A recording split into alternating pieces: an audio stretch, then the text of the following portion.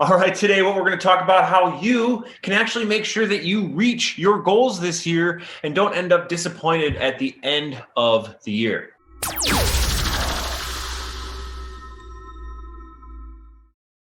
All right, hey everybody, welcome back to Life Revived with NJ Peterson. Today we're going to talk about, something that is going to be very common right now. Everyone's talking about resolutions and goals and what we're going to do in 2021. But here's the thing. It's just another week, it's just another day. We do put a lot of emphasis back onto January and the new year and all those types of things. And especially in 2020, I know a lot of us are hoping for a different story, and more opportunity for it to be a better year. But when it all comes down to it, it's still another year. It's still another day. It's still another week, and setting goals is great. I definitely believe that we all should be setting goals and we should have something that we are shooting for, but most people don't meet their goals. They sometimes don't even come close. And then ultimately they fall flat with those goals coming forward and they just end up disappointed. So I'm going to give you a couple things that you can do to ensure that you at least meet your goals and have a better chance of actually doing them and not feeling disappointed in those. Because when I'm recording this, it's the first week of January has passed of 2021. And most people, I think it's 70% of people already by now have given up on those goals, right? And I want to make sure that you are not one of those people. And especially when we're making decisions to improve our health, to improve our lives, we have to have a target that we're shooting for. We can't just be all willy-nilly, fly by the seat of our pants, hoping that we make something better out of this year than last. We have to have specific goals. So I'm going to go over, let me see, it's about 1, 2, 3, 4 different things that you can do. I'll say 5 different things that you can do to make sure that you reach your goals this year, whether it's 2021, the month of January, August, whenever you're watching this, okay? So I think the first thing is, make sure, this is not one of the few, but make sure you find a page that you appreciate. Make sure you find a group, someone you can learn for, someone you can kind of give you some guidance. One of those things I'd love for you to do, hit subscribe. Let me be your partner in making sure you reach those health goals. I'd love to be there. That's why I'm doing this. I want to make sure that you improve your life. You live a life revived. That is the goal of this channel. Okay, so definitely make sure you subscribe, share, comment. I'd love to hear your thoughts. So let's talk about how we're going to meet our goals, how we can make our goals. Because both of those go hand in hand, right? If you're making goals that you're never going to reach, it doesn't matter. You'll never be motivated. You'll never get there. That's fine. So think of these couple things, these 5 things that I give you, and really put some thought into it. I'm always in the process of reevaluating where I am, where I want to go. And I think this is a process that you need to too. So let's dive in. All right. Number 1, I think is really important here is don't make goals just because someone else is telling you to. Don't make goals because you think you have to, right? Or you think that you should.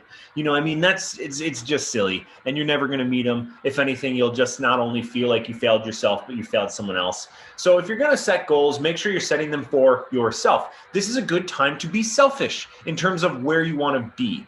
Okay, so make sure you're setting them for yourself, not because you think you should. Make this an active effort. Okay. Number 2. Now, I definitely got this idea. I was reading Dean Graziosi's book. And I'm sure he got it from someone else because he is one guy who is really connected to a lot of different people. But he talked about, how can we really get to the true reason for why we're doing something? And I'm going to tie number 2 and number 3 together, but this is a really important one. So if, someone says, well, I want a new car in 2021, say why? Why do I want a new car? Well, because mine is broken down and I feel like I can't trust it. Okay, well, why don't you trust it? What would a new car do for that, right? And you keep going through this why a total of 7 times, right?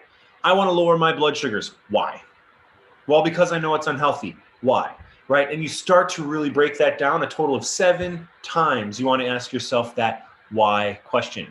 And this number 3, okay, this is another big one that I find is really important. right? And again, I definitely have my mentors, the people I like to read. And I just mentioned Dean Graziosi's 7 questions. And there's other people like Tony Robbins and some other really, big motivational self-help kind of people that have talked about this. But this one's a big one. You have to have an emotional connection to your goal. Okay, let me say that again. You have to have an emotional connection to your goal. If it has no emotion to you whatsoever, you're not going to make it.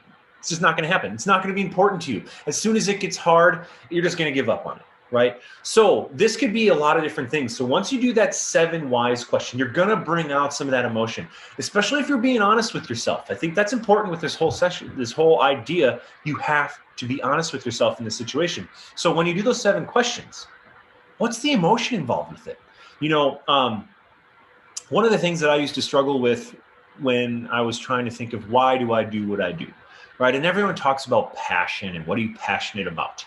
And I never could identify like this gives me so much joy to do, right? But one of the things, like that's why I'm doing these videos. I mean, not the most comfortable on video, honestly, but it's like I do these videos because my passion, right, is more of an irritation. It's a frustration that so many diabetics, that so many insulin-resistant people have to fall into this hamster wheel of the modern medicine approach to controlling these things, and they are doomed to a life of discomfort, of complications, and of breaking down health, right? So that's an emotion. For me, it was a frustration, and as soon as I identified that, I was laser focused on what I wanted to do. So like this could be an emotional thing. So let's say you want to improve your health, with diabetes, I deal with all the time, your stability is bad, your balance is bad, your neuropathy is bad, and you have a young daughter, and you want to be, if you're a man, you want to be able to walk your daughter down the aisle, right? Or if you're a grandmother, you want to be able to, get down on the floor with your grandkids, right? Or let's say you're a younger woman or even a man, right? And you want to have a baby, right? That's emotion, right? And that's an important thing, to attach that love of that need or what you want to create to that goal. Because as soon as you understand that, if you don't want to eat the cookies this week, it says, okay, what's more important, the cookies or walking my daughter down the aisle? The cookies or the emotion I'll feel when I'm playing with my grandkids? Those types of things. Okay, so attach some emotion to it. Number 4. Now this kind of it might be a little confusing because I said you have to be selfish in some of these. What do you want? Be honest with yourself. But if you bring someone else into the mix, like the 2 things I just brought up, grandkids, walking your daughter down the aisle. I mean, hate to talk about it, but sexual issues are a big problem with chronic disease. Maybe your relationship with your partner is stressed, right? I want to be there to make my wife happy, right? My husband happy, whatever it might be, in terms of, because we all need that affection, right? So if you put someone else and you involve someone else in that goal, it makes it outside yourself, even though it makes you feel better, even though it's part of your goals, you are being selfish in that, right? When you bring someone else involved with that, you will get that, you'll be more likely to succeed and more likely to follow through.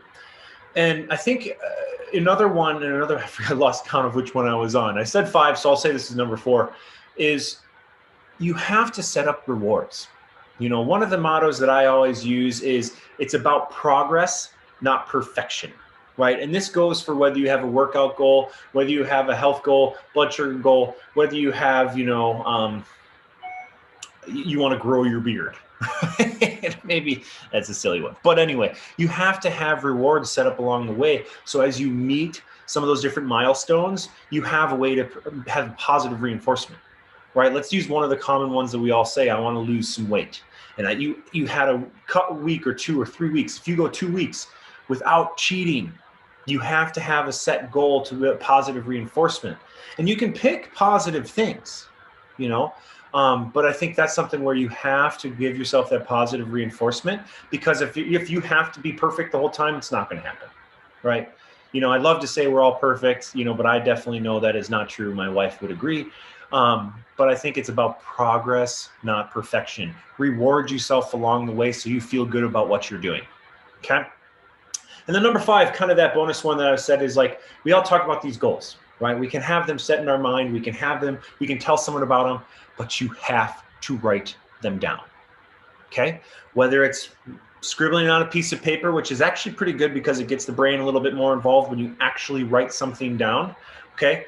Put it on a computer, put it on your desktop, put it on your phone, like on the little screensaver sort of thing, right?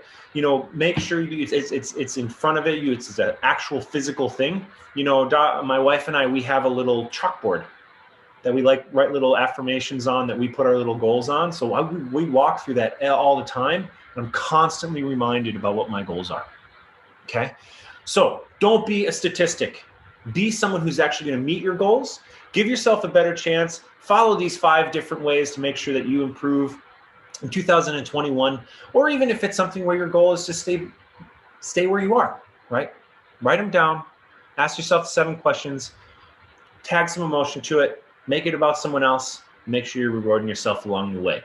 Until then, check out the other videos. Make sure you subscribe and comment, share, and then I'll see you next time.